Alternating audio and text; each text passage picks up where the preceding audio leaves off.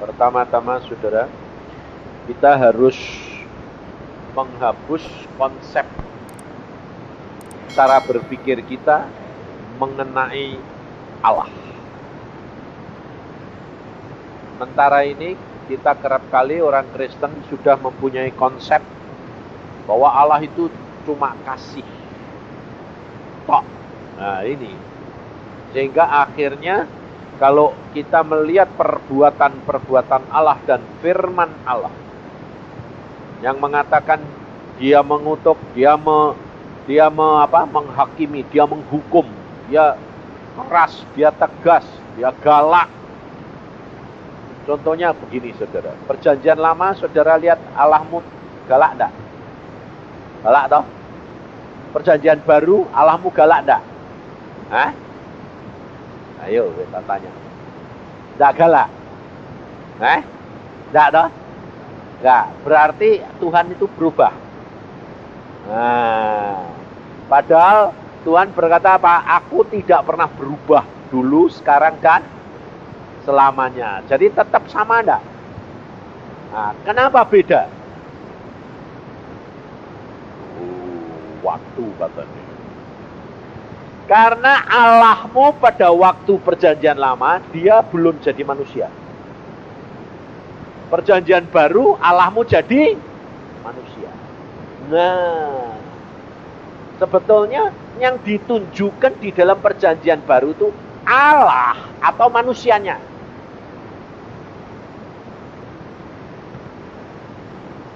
Yang ditunjukkan bukan Allah yang menjadi manusia tadi. Manusia Allah.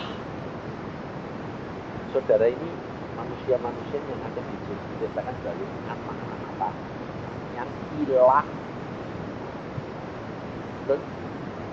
Saudara sekarang jadi anak-anak Allah kan?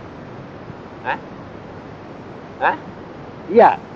Nah, kalau tidak berubah bagaimana? Dari anak manusia menjadi anak Allah. Nah, makanya di dalam perjanjian baru Yesus selalu nyebut apa? Anak manusia. Loh, perhatikan. Selama dia hidup di dalam dunia, dia selalu mengatakan apa? Anak manusia, bukan dia tidak menyebut aku anak Allah. Yang menyebut dia anak Allah iblis. Ngerti? Sebab iblis tahu siapa Yesus. Ini anak Allah yang maha tinggi. Yesus lalu berkata apa? Anak manusia. Nah, di sini kuncinya saudara. Allah tetap sama.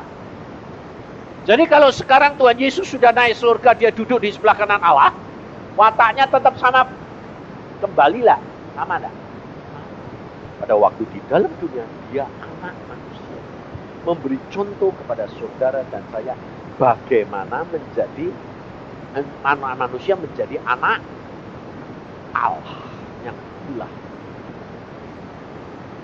Ini bedanya. Makanya saudara harus di konsep ini dibuang dulu. Dibersihkan dulu. Bersihkan. Sebabnya apa? Soalnya kalau saudara membaca Wahyu, ada 7 sidang jemaat. Itu 7 kelompok manusia. Tingkatan nanti di surga juga 7. Jadi saudara nanti masuk mana itu tidak masalah. Jangan bilang, aku mau naik, aku yang kelompoknya 7. Yang menetapkan aku di mana saja, pokoknya sampai tingkat 1 pun lumayan. Jadi jangan saudara yang netepin, tapi Tuhan yang netepin. Nah, sekarang kalau saudara ini belajar di sini maksudnya apa? Supaya saudara dan saya bisa menggenapi target yang Tuhan berikan dan menjadi manusia-manusia Allah yang mempunyai hikmat, kebijaksanaan, pengertian daripada Allah. Karena apa saudara? Salomo sendiri yang diberikan hikmat oleh Allah luar biasa.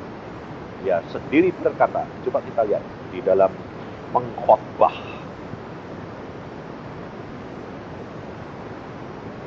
Di dalam pengkhotbah ayat dan Fatsal yang ke-8 ayat 16 dan 17.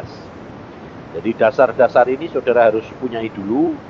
Ketika aku memberi perhatianku untuk memahami hikmat dan melihat kegiatan yang dilakukan orang di dunia tanpa mengantuk siang malam, maka nyatalah kepadaku bahwa manusia tidak dapat menyelami segala pekerjaan Allah yang dilakukannya di bawah matahari. Bagaimanapun juga manusia berlelah-lelah mencarinya, ia tidak akan menyelaminya. Walaupun orang yang berhikmat mengatakan bahwa ia mengetahuinya, namun ia tidak dapat menyelami. Nah, Salomo berkata begitu karena dia memang luar biasa. Tetapi akhirnya dia tidak ketemu. Ya toh?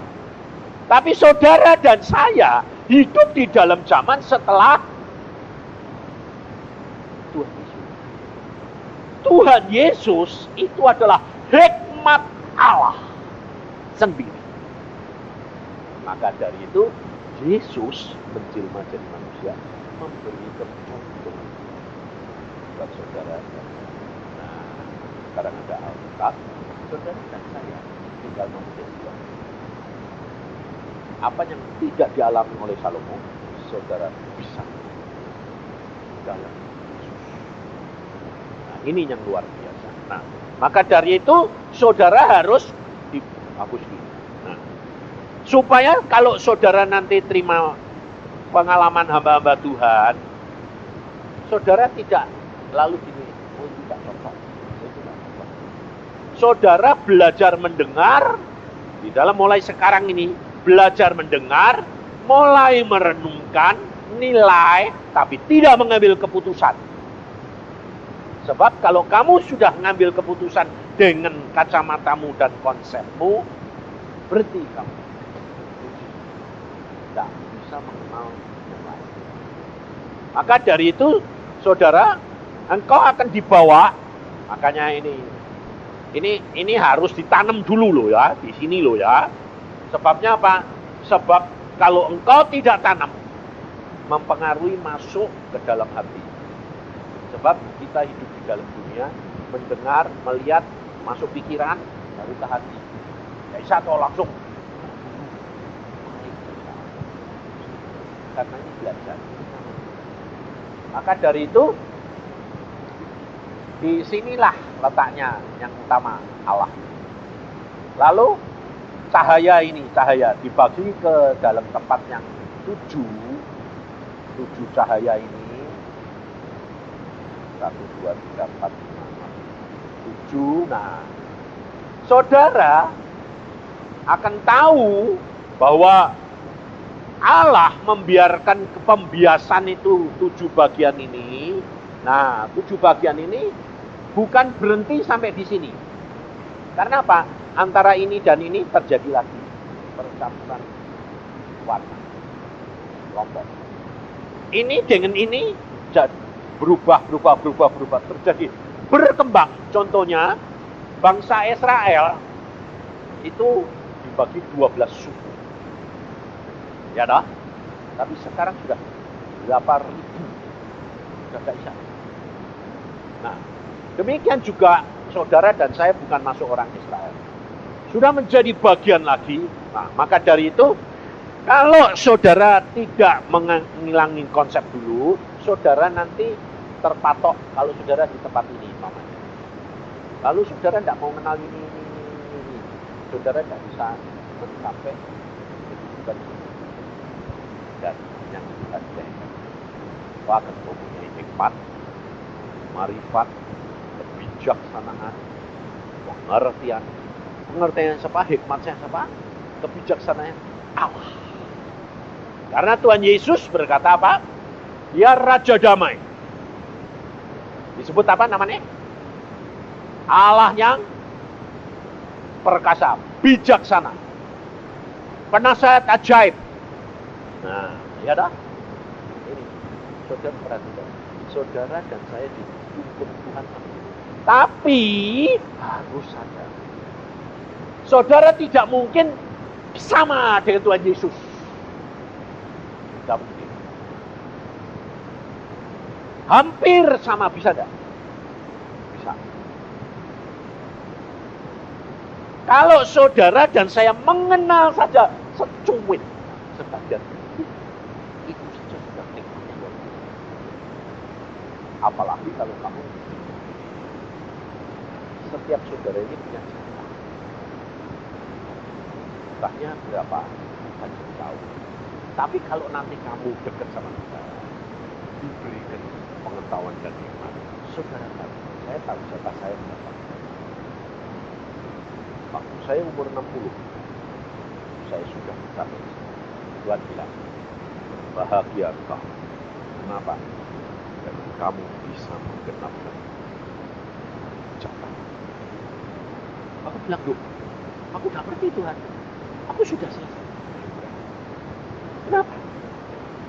Karena kamu mempunyai tekad, semangat, dan keberanian mengambil itu dengan segenap hati, segenap pikiran, dan segenap tangan. Nah, bagaimana caranya? Saya tidak tahu, saudara. Saya ini terus terang orang yang termasuk begini. Ngalami dulu, baru ngerti teori. Enak mana? Enak ngerti teori ini, ngalami, atau ngalami teori. Enak mana?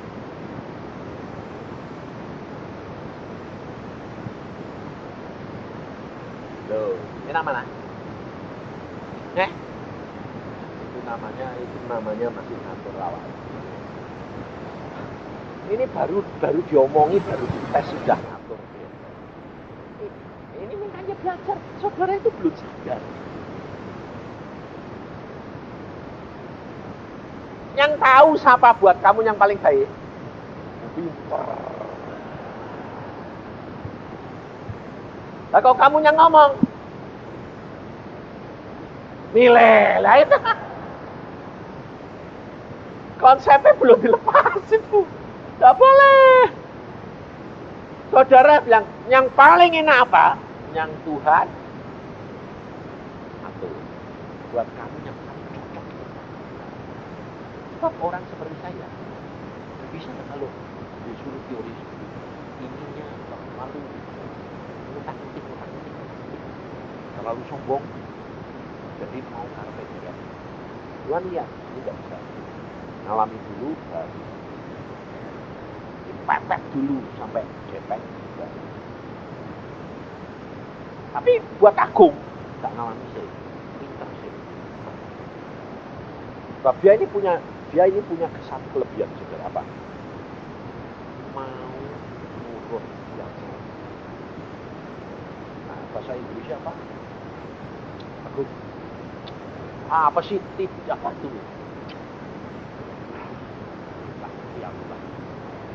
Pokoknya ada orang lain ngomong ngajari itu dia mudah belajar. Tidak. Kalau saya ini susah belajar. Jadi suruh ngalami dulu baru nanti saya ngalami. Nah. Jadi saudara ada dua arah. Saudara dulu disuruh ngalami dari bawah. Baru saudara nanti bisa naik ngerti. Saudara bisa dibawa dulu, saudara melihat ini. Untuk itu supaya saudara nanti di sini jangan sampai menyebabkan saudara jadi apa? Hakim. Jatuh kesombongan. Ngerti ini. Lalu setiap orang ini mbok nilai. Nanti mbok pendeta mbok nilai. Terus kamu yang ngatur. Hati-hati. Ini diberikan kepada saudara dan saya untuk supaya saudara mempunyai kebijaksanaan, pengertian, hikmat, marifat Allah. Untuk apa? Untuk menjadi penasehat dan pendamai, bukan untuk menghakimi. Saya diajar Tuhan sampai akhirnya saya dulu tukang hakim, tukang menuntut, tukang perintah. Sekarang saya sampai dikatain apa? Mister tidak opo-opo. Segala sesuatu bilang, nggak apa-apa. Nggak apa-apa.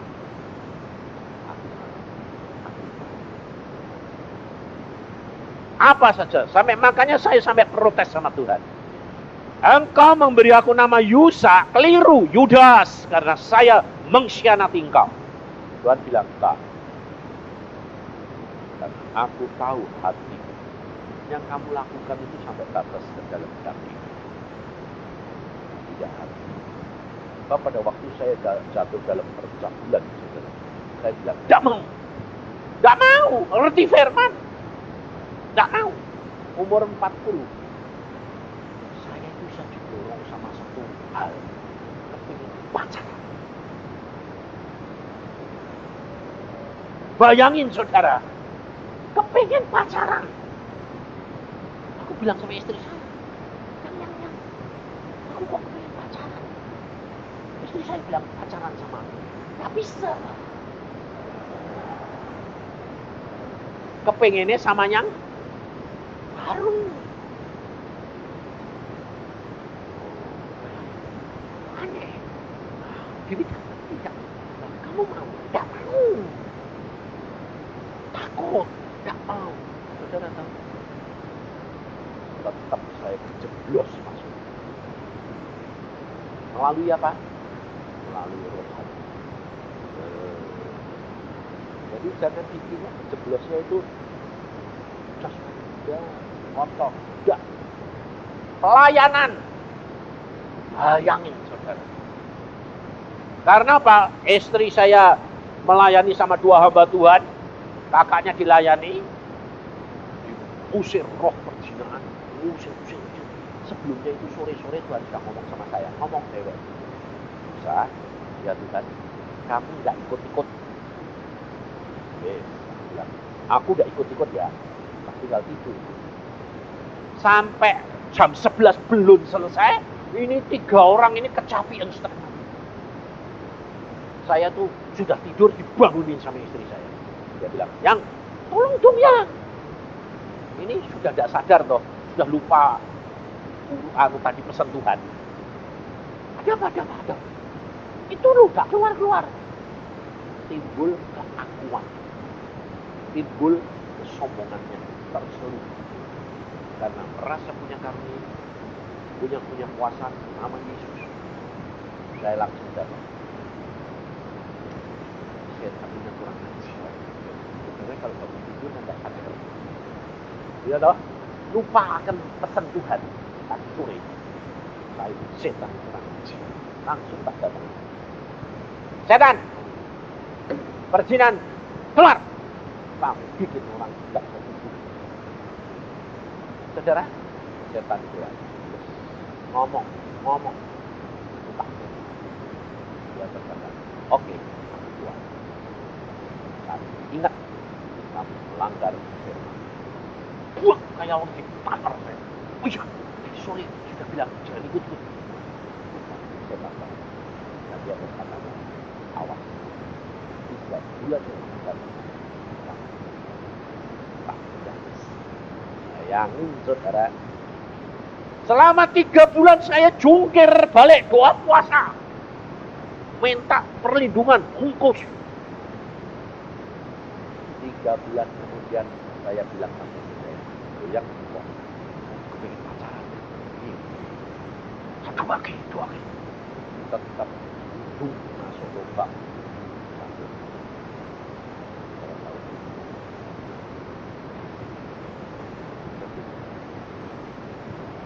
Engkau dan saya sudah melanggar firman. Apa harga Tuhan? Sudah minta ampun. Sudah. Saya sampai berkata, kenapa Tuhan kau izinkan?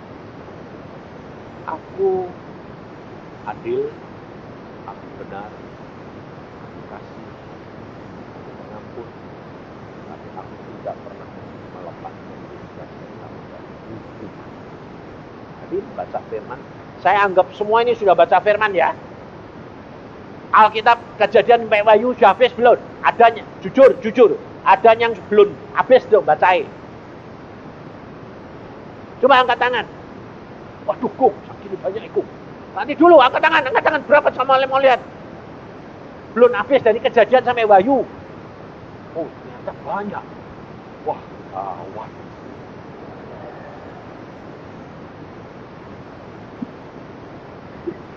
Saya pikir saudara-saudara sudah baca semua. Jadi harus saudara baca, itu syarat utama. Sebab apa? Sebab kalau kamu tidak baca, gimana punya konsep. Sebab ini pelajaran ini sebetulnya saudara. Makanya itu terima saja dulu ya.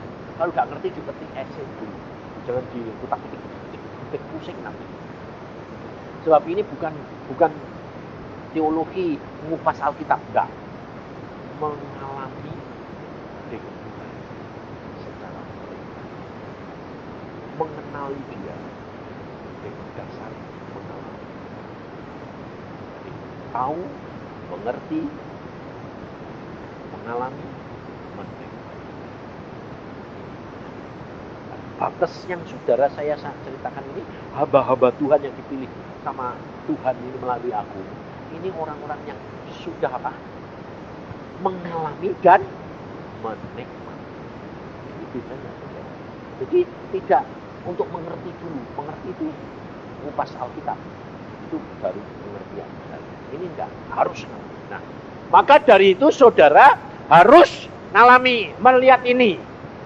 Ngerti, ngalami. Setelah itu, akhirnya nanti saudara menjadi bijaksana. Tetapi bukan berarti saudara nengkreng terus di atas. Tidak. Saudara harus kembali kepada tempat di mana Tuhan tetapkan. Kamu menjadi anggota tubuh Kristus. Gimana kamu ditaruh? Kalau kamu ditaruh di kaki, kamu harus jadi pergi kemana saja. Kalau kamu jadi tangan, kamu harus menjadi pemberi, pengusaha sendiri. Tidak keluar dari sini terus menginjil semua. Nggak ada. Itu namanya nanti jadi guru lagi. Sombongnya setengah mati. Sudah dilatih ahli Taurat orang Parisi nilai. Pendeta-pendeta dinilai. Terus kalau pendetanya khotbah, kamu dong orang di sana boleh. Aku sudah ngerti. Awas ya. Sebab nanti saudaranya. Saudara menjadi bijaksana. Saudara tempatkan di mana saudara berada. Saudara menjadi nasihat, menjadi penolong, menjadi pendamai. Sebab pendetamu sendiri belum tentu mengalami seperti kamu, mengerti seperti kamu. Tapi kamu menjadi penolong, bukan pengatur. Hati-hati. Harus saudara menjadi berkat, pendamai. Sebab kita selalu ngerti banyak, biasanya susah untuk jadi tambah rendah. Mesti ditulis di dalam pikiranmu. Lukas 17 ayat 10 itu harus, ya betul, itu harus diomongkan terus. Aku, Lukas 17 10 itu ngomong itu, diomongin itu. Aku adalah hamba yang tidak berguna. Jangan merasa berguna. Aku hanya melakukan apa yang Tuhan tugas, yang wajib, yang harus aku. Jadi semuanya bergantung kepada Roh Kudus, bukan kepada akal, bukan kepada apa-apa. Firman dan Roh Kudus. Makanya nanti saudara pulang dari sini, saudara ngalami. Dan saya yakin kalau kamu sungguh-sungguh segenap hati, pikiran dan kekuatan dan komunikasi 6 bulan, kamu pasti peka. Dengar suara dia, ngerti anunya dia, apa itu keinginan dia, luar biasa. Nah, maka dari itu saudara, kita harus kenali. Nah, itu yang pertama. Yang kedua, dasar ini saudara harus tahu. Konsep mengenai kamu mengenal Allah itu seperti apa? Pengertian tentang Allah ini saudara harus tanamkan. Kita lihat di dalam Roma pasal yang ke-9. Roma pasal 9 ayat yang ke-14. Ayat yang ke-12 lebih dulu. Dikatakan kepada Ribkah, anak yang tua akan menjadi hamba anak yang muda, seperti ada tertulis, aku mengasihi Yakub tetapi membenci Esau. Aneh lah. Jadi Allah pilih kasih dah. Hah? Ayo. Aku mengasihi Yakub tapi aku membenci Esau. Allah pilih kasih dah. Hah? Ya. Ayo. Konsep ini harus ditinggalkan. Tidak. Allah tidak pilih kasih. Nah, kenapa? Karena Allah punya otoritas. Dia mau apa, bertindak apa sasukae, itu hak dia. Karena memang dia yang punya. Karena ayat selanjutnya berkata, jika demikian apakah yang tidak kita katakan? Apakah Allah tidak adil? Loh, pilih kasih apa enggak? Mustahil. Saudara harus tanam ini. Sebab ia berfirman kepada Musa, aku akan menaruh belas kasihan kepada siapa aku mau menaruh belas kasihan, dan aku akan bermurah hati kepada siapa aku mau bermurah hati. Jadi hal itu tidak tergantung kepada kehendak orang atau usaha orang, tetapi kepada kemurahan hati Allah. Saudara tanam di sini. Karena dia itu maha tahu, maha kuasa, maha ajaib, maha. Makanya dia bertindak bagaimanapun juga, saudara tidak bisa dinilai menurut akal. Jangan. Demikian saudara mulai menjatuhkan penilaian dan keputusan, berhenti. Saudara, pengenalanmu akan Allah sampai di sini. Tidak bisa berkembang. Karena apa? Kamu membatasi keberadaan Allah.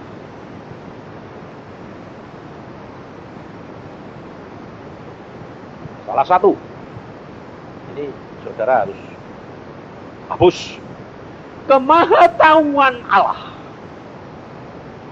Ini yang saya beritahu. Kemahatauan Allah.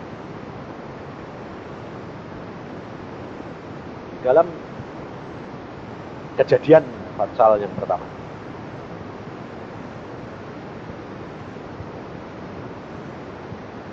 Pada mulanya Allah menciptakan langit dan bumi. Bumi belum berbentuk dan kosong, sebab gelap gulita menutupi samudera raya dan roh Allah melayang-layang di atas permukaan air.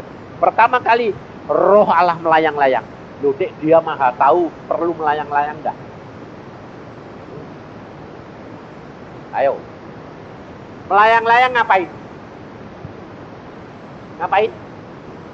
Lihat loh. Lah kalau maha tahu, konsepmu sekarang selama ini kemahatauan bagaimana?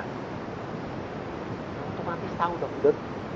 Nah, konsep itu salah, saudara. Akhirnya nanti membuat kamu membelit macet lagi. Kenapa? Lah kan Allah maha tahu. Kok begini? Kan Allah maha tahu. Kok begini? Loh. Akhirnya saya tanya coba, salah satu saja. Tuhan pada waktu menciptakan Firdaus dan Adam dan Hawa, sudah tahu belum kalau bahwa nanti Adam dan Hawa jatuh? Nah, itu saja. Di kitab Kejadian sudah tahu apa belum?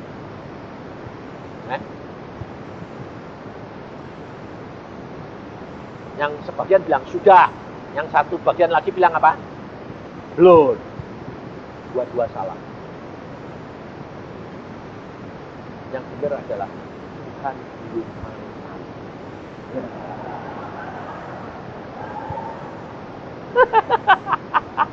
Ngerti bedanya, ngerti enggak? Ngerti?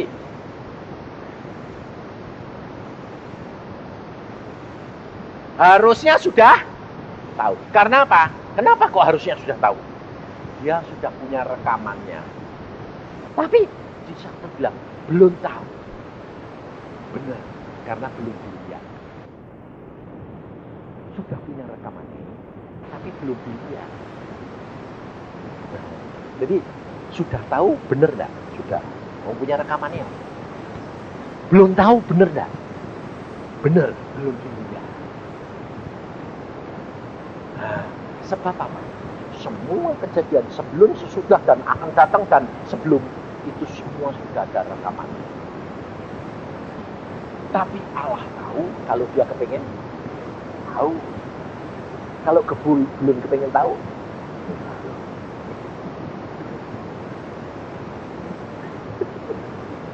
Nah, ini konsep pertama yang paling sulit saudara harus terapkan dulu, baru nanti saudara bisa terima semua. Saya dulu tidak bisa terima. Bertahun-tahun, bukan bertahun-tahun, puluhan tahun saya gumulkan ini. Tuhan, ceritain dong gimana? Ceritain sama Tuhan. Bukakan. Oh. Jadi Tuhan menurunkan sehingga pengertiannya itu dimasukkan dalam otak yang kita ini setah poin. Lalu Tuhan bilang, contohnya paling gampang Tuhan bilang, seperti kamu ini zaman sekarang punya rekaman video. Film apa saja kamu punya. Terus kamu ditanya sama orang, oh aku punya film ini, aku punya ini. Orang lain bilang, oh aku sudah lihat ini. Kamu bilang apa? Oh aku ya punya. Ya. Tapi kamu sudah lihat. Tapi orang itu, setelah orang itu bilang, aku lihat film ini bagus loh. Lalu saya bilang, aku ya punya. Orang itu anggapannya pasti yang sudah lihat, benar? Dia tidak berani, dia lalu cerita lagi, tidak berani. Aku punya. Anggapnya aku sudah lihat, dia salahku. Wong kowe yang nganggepan, aku yang ngasih tahu, aku punya tapi belum tak lihat. Aku. Itu. Tapi demikian kamu belum lihat, aku mau lihat sekarang. Sedetik lihat.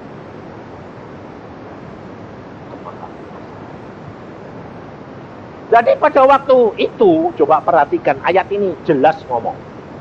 Yang satu sudah melayang-melayang menimbulkan pertanyaan. Yang kedua, ayat ketiga, berfirmanlah Allah, jadilah terang. Lalu terang itu jadi, Allah melihat bahwa terang itu baik. Lalu dipisahkannya terang dari gelap. Tuh. Maka dilihat Allah. Terang itu baik. Sebelumnya itu dilihat. Yuk. Kenapa ditulis? Maka dilihat Allah. Terang itu baik. Sebelumnya sudah dilihat. Nah, pinter. Tuhan belum mau lihat. Tapi sebetulnya itu pinter. Itu masuk itu. Tapi kok kelihatannya cuma satu sih. Baru satu Saudara harus tahu. Padahal dia sendiri terang enggak? Terang.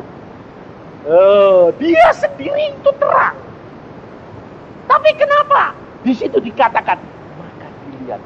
Jadi dia punya. Tapi dulunya belum dilihat. Aneh dah. Ya, memang Allah itu aneh. Ajaib, aneh, tidak bisa dijangkau. Lah, saudara untuk belajar ini, saudara mesti mengenali konsep itu dulu, sehingga semua nanti masuk.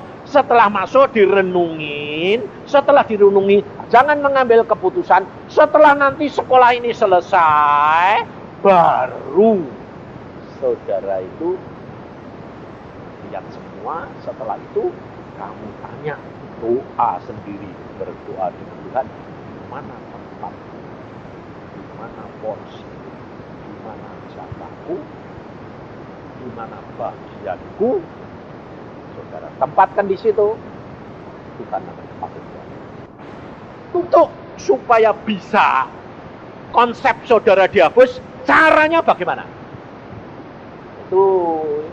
Ini praktek. Makanya itu mesti roh, jiwa, dan tubuh. Kamu ngomong sama jiwamu dewek. Caranya mesti diomong. Jangan cuma denger ini terus ya ngerti toh, tapi enggak kamu omongin. Salah. Omongin. Contohnya gini. Dulu saudara yoga, latihan yoga. Yoga itu dasarnya manunggal. Jadi dulunya memang olahraga biasa, lama-lama dalam hidup dalam roh, kemudian nanti sudah menjadi manunggal. Nah, lalu saudara menjadi Kristen. Setelah menjadi Kristen, pikirmu, sudah dibaptis, sudah tapi ini belum dipatali. Sewaktu-waktu dia nuntut manifestasi. Harus bagaimana, Pak? Kamu ngomong, batalkan. Please, aku sekarang menjadi milik Yesus dan aku tidak punya hubungan lagi dengan kau. Kerjasama yang lampau sudah dibatalkan.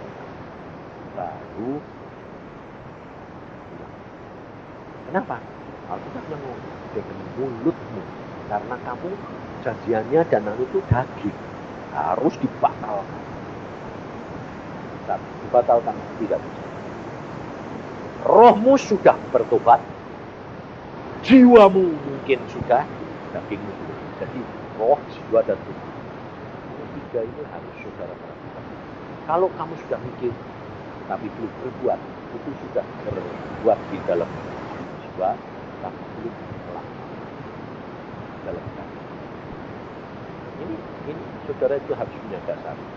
Jadi contohnya laki-laki, perempuan yang punya mata keranjang. Saya terus terang mata keranjang. Nah, itu roh, jiwa, dan tubuh.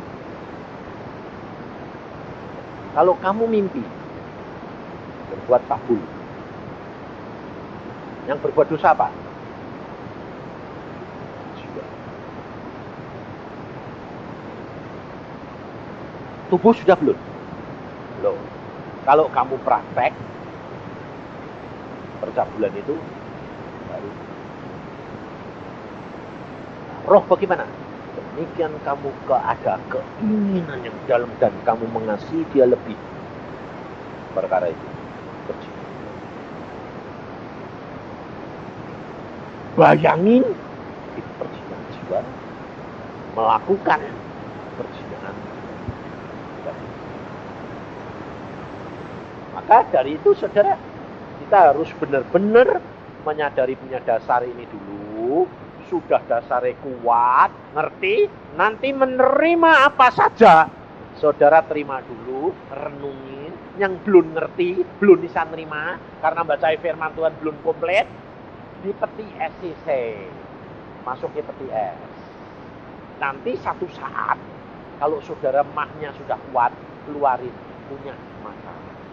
Mau makan sekarang, ngerti? Sebab kalau tidak, saudara nanti seperti Yudas. Tetap aku menjadi berjuang. Nah, saudara perhatikan, antikris, nanti alat tawarnya adalah bekas orang Kristen yang sekolah Alkitab. Mengerti Alkitab, dia nyerah. Hati-hati. Saudara tidak mau toh jadi alatnya antikris. Tanggalkan. Kepinteran itu yang berbeda. Orang yang susah masuk surga adalah orang kaya, orang pinter, double susah, pinter, kaya. Tapi orang yang lebih susah lagi masuk surga adalah orang yang mengerti firman Tuhan. Makanya saya berkata hati-hati. hamba-hamba Tuhan susah. Sebabnya apa? Dia tahu banyak, dia dituntut banyak, dan ternyata kita tidak dapat melakukan. Makanya saya sampai umur 45 baru dipanggil. Kenapa? Sebab pada waktu saya dipanggil, ada perjanjian dengan Tuhan. Kalau engkau tidak jamin aku tidak mau jadi hambamu. Mengapa Tuhan berkata? Aku lihat hamba-hambamu jatuh semua. Rata-rata hamba-hamba Tuhan jatuh. Kalau saudara membaca bukunya Robert Leighton 3 jilid, saudara kan 50% ke atas itu gugur di akhir hayat. Bayangin. Saya dilihat itu ngeri. Padahal dulu waktu itu masih muda. Saya bilang, gak mau. Terus Tuhan bilang, kamu pilih. Loh, ingat, Tuhanmu itu selalu memberikan kamu. Karena kamu anak Adam. Sudah makan buah turun pengertian. Nah, Tuhan berkata, kamu pilih. Selalu gitu. Nanti saudara di dalam sini pasti menghadapi pilihan-pilihan. Pasti, saya yakin. Kalau hati pikiranmu tertuju kepada Tuhan, kamu pasti nanti dididik Tuhan luar biasa. Sebab saya tadi berdoa siang ini, saya mau bawa firman, saya mau Tuhan bilang, berikan dasar dulu. Besok baru mulai kamu cerita pengalaman. Hari ini dasar ini harus ada. Sebab tanpa dasar yang kuat, nanti pengertian ini akan sia-sia. Roboh. Satu, dua. Kamu, Tuhan bilang, lihatkan ini. Lalu Tuhan lihatkan. Waduh Tuhan, ini orang yang ikut didikan ini kok ternyata kok belum bisa Tuhan. Iya, makanya itu ini harus. Kamu harus selama dididik berani ndak, bisa ndak. Jangan mikir suami, istri, anak, rumah. Ayo, bisa ndak? Harus bisa. Kalau tidak bisa, kamu tidak akan mendapatkan hasil yang maksimal. Tuhan bilang. Sebab saudara mau sekolah di sini 6 bulan ini sudah sudah dipikir matang-matang toh. Ini istri yang ikut ini izin suami sudah toh. Semua urusannya sudah diletakkan toh. Apa masih sambil nanti sekalian Pak kontak terus, handphonenya dipasangi terus. Ayo. Sekarang soalnya gampang, ono handphone. Saya sampai sekarang saudara nggak pegang handphone. Orang semua banyak ngasih, saya buat bilang, aku bilang, enggak. Tapi istri saya mulai pegang handphone. Dia bilang, yang kan, dong, dia ini punya handphone lebih kok dikasih ke aku. Ya boleh. Enak kok yang punya handphone. Tapi kamu tidak bisa menerima. Sebab aku tidak menerima. Ya, kalau kamu itu khusus, kalau hubungi kamu mesti ke atas dulu. Nanti Tuhan dia baru ngomong. Kalau enggak. Saudara, coba. Sebab Tuhan berkata, kalau kamu mengasihi istrimu, suamimu, anak-anakmu lebih daripadaku, tidak layak menjadi murid. Tidak mungkin. Saudara harus belajar. Tinggalkan. Kelihatannya itu orang tidak sayang. Itu betul. Saya pun dicap tidak sayang. Bayangin saudara. 3 bulan pada waktu saya disuruh pengasingan sama Tuhan. Tidak kontak sama istri anak. Waktu saya pulang diceritain luar biasa. Mobil mogok, keadaan gawat kayak gini. Uang habis segala itu. Semua mau puasa. Tapi Tuhan, just tolong. Saudara harus ngomong. Aku kasih istri, anak-anakku, suamiku. Tuhan lebih mengasihi. Betul? Amin? Tapi, amin sih, amin.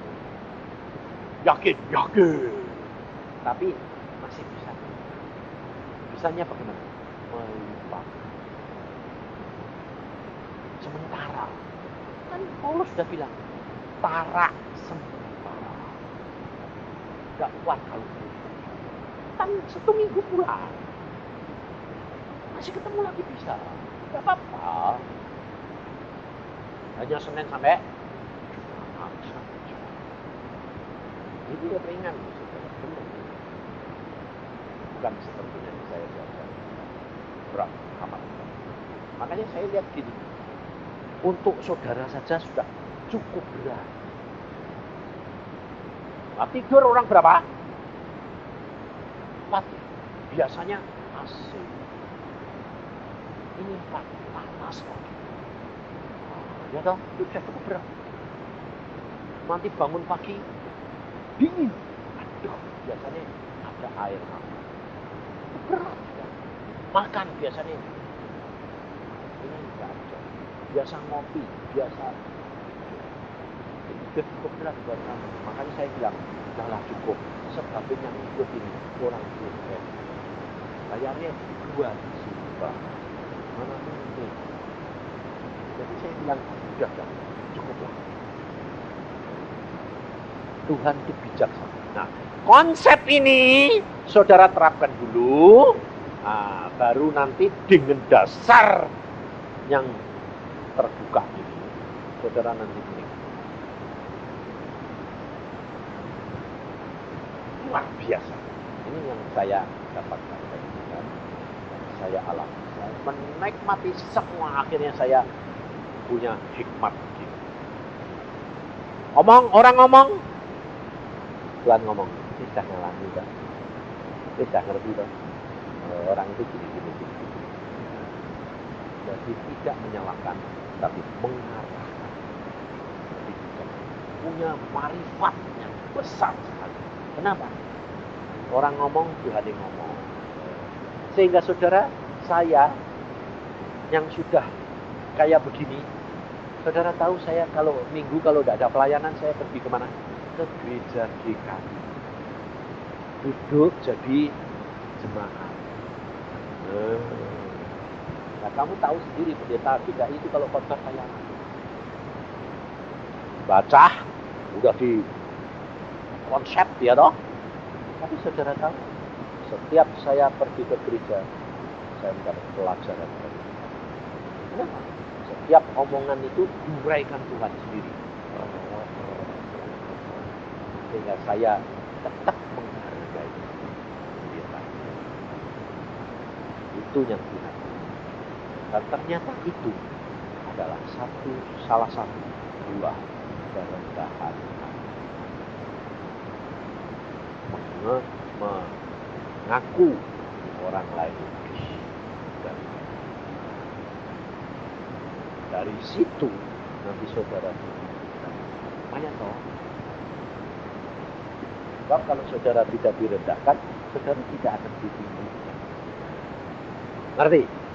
Ini karena ini nanti hari ini sama besok itu ada tugas khusus menghadiri KKR anak muda. Nah, ini dasar ini sebentar ini nanti kamu di sana langsung dapat pelajaran. Nah, nanti di sana untuk agung khotbah anak muda semua, kamu nanti periksa diri deh. Kamu periksa di sana. Kamu lihat anak muda nanti jadi siapa. Kamu merasa sudah pengalaman, kamu sudah ngerti, kamu akan tahu. Sebab kalau sudah masuk pendidikan gini, langsung Roh Kudus ambil bagian. Nanti kamu ada di mana? Nanti kamu tahu. Kamu masih praktek langsung. Ini dasar ini dulu, besok belas gak terus. Selasa, Rabu, Kamis, Jumat, 3 hari toh, 3 kali 3 toh. Sabtu kan cuma dengar di sana seminar surga. Jadi cuma Selasa, Rabu, Kamis, Jumat. 4 hari ya toh. 4 kali 3. Jadi 12 kali. Saudara tahu, saya itu jauh berapa tahun yang lalu Tuhan bilang, pengalamanmu pribadi dengan aku tulis, Tuhan bilang. Lu ada apa Tuhan? Judul anunya apa itu? Pengalamanmu itu ditulis terus diurut berapa jumlahnya berapa. Buat apa sih Tuhan? Tulis saja satu, cuma kopnya saja. Tapi sekarang saya tahu, nanti jabarkan semua. Kamu menerima yang mana, kamu mau setek yang mana, itu gampang. Saudara ada berapa pengajar? 24 kira-kira ya, biar dia toh. Wah, saudara tahu, nanti ada pengajar Tuhan bilang. Ini saya tak kasih tahu dulu ya. Ada yang narik, ada yang bikin ngantuk. Ada. Nanti alami. Di situ jangan kamu kira yang bikin ngantuk itu kok dipilih. Itu baik buat saudara. Sebab itu nanti mengajar saudara, saudara akan menjadi monitor, saudara tahu keberadaannya. Saudara nanti tahu menilai, sudah menjadi ada buahnya rohani, lemah lembut, rendah hati, bisa menerima. Terus satu ketiga apa? Belajar tekun.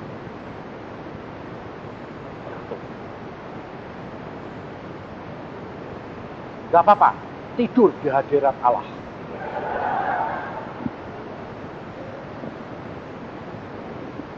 Sebab ini terus terang, makanya saya disuruh permulaan, saya ya heran, kok Agung suruh permulaan karena apa? Tuhan sudah berikan tahu dulu supaya kamu ini sudah dibekal. Tidak sama. Tapi semuanya indah. Contohnya Alkitab. Alkitab kalau saudara suruh baca imamat sama bilangan kayak obat tidur nomor 1. Tapi itu luar biasa. Ada orang nggak bisa tidur 2 tahun. Telepon saya jam 12 malam. Pak, tolong dong Pak. Ada Pak? Kamu malam-malam kok jam 12 kok nggak tahu jam. Bapak bisa tidur, aku tidak bisa tidur. Lah kamu yang tidak bisa tidur kok ngurusoi saya? Lah karena aku sudah buntu jalan. Pendeta aku tidak bisa nolong, dokter tidak bisa nolong, spesialis tidak bisa nolong. Saya sudah kehabisan uang, kehabisan segala macam. 2 tahun tidak bisa tidur. Nah, terus mau apa? Saya doa, suruh ngerti Pak Yusa. Munculnya Yusa yang mana tak cari ini. Tetap Pak Yusa mesti. Aku bilang, Tuhan ini bagaimana? Tuhan bilang, kasihan. Ya wis, tak layani. Tuhan bilang, tidak usah dilayani. Tak tutup. Kasihan, ya wis. Terus tak tanya, kenapa? Tidak bisa tidur Pak. Apa yang saya harus lakukan? Terus, aku bilang, ini Tuhan. Stop obat. Aku yang cuma niru. Stop obat. Tidak bisa tidur. Layan, nurut.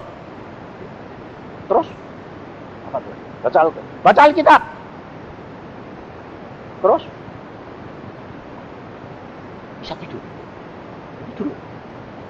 Dia tanya, baca Alkitab yang mana? Mana itu kan? Baca sing rame-rame kan malah omlotot. Ngomong dia, bilangan imamat. Bilangan imamat. Ternyata orangnya itu nggak ngerti sudah. Cuma itulah. Ya, kamu nanti buka Alkitab, stop obat, bilangan imamat, baca terus. Nanti kalau ini tambah dekat, belok tidur. Itu namanya tidur di hadirat Allah. Nanti kalau bangun, baca lagi. Tidur, saudara tahu? Cuma itu Pak. Ikuti, kamu melihat dia. 1 bulan, sembuh. Aneh kan? 1 bulan, bertahun-tahun tidak sembuh. Uang habis, sebulan. Pada waktu saya di Jakarta, saya khotbah di gereja Rem, punyanya Supit. Saya saksi, dia bilang, amin. Saya bilang, ada apa? Itu aku orangnya. Itu aku. Terus kamu sembuh enggak? Tuhan luar biasa. 1 bulan sembuh total. Terus kamu bacanya sekarang imaman bilangan terus. Aku bilang, oh enggak. Mulai kejadian sampai wahyu. Dan luar biasa Yesus. Ngerti saudara? Di Alkitab ditulis tidak ada yang sia-sia. Saudara dikasih partner yang aneh-aneh. Itu Tuhan. Karena watak Kristian. Makanya saat kamar nanti orang yang aneh-aneh. Kamu bilang gini, dia yang aneh apa aku ya Tuhan? Aku.